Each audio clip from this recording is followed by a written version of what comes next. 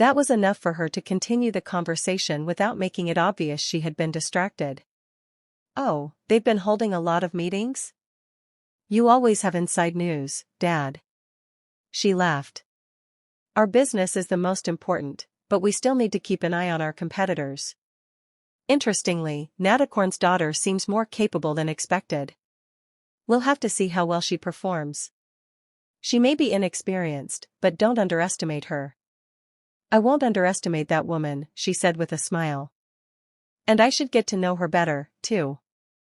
The suit jacket was tossed into the laundry basket, leaving only the spaghetti-strap dress she had worn to work today.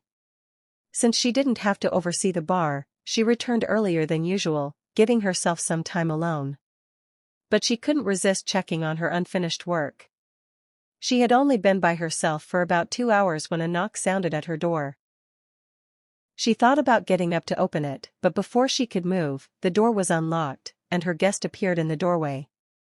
"I figured I should knock out of courtesy, even though I have the keycard." Mavika stood there, smiling. She was wearing the full blazer set she had borrowed from Iwerin, paired with her own high heels, which she casually kicked off onto the shoe rack by the door. "It's only risky when it's a secret," Iwerin said, still facing away as Mavika held her from behind. "When people want to be serious, they find a way to get past the risk."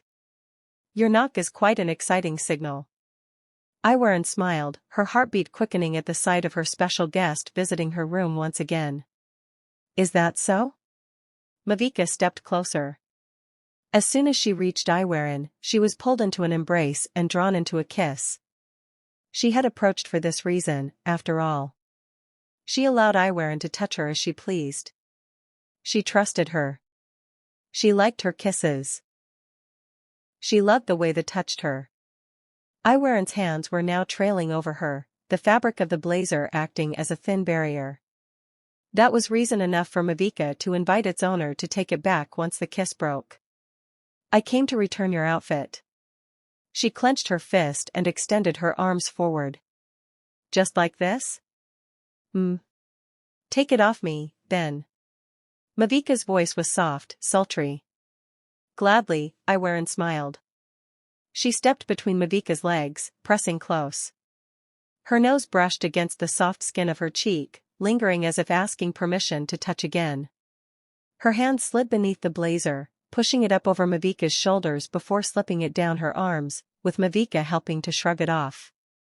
She remembered exactly where the hook of Mavika's pants was, right at her hip.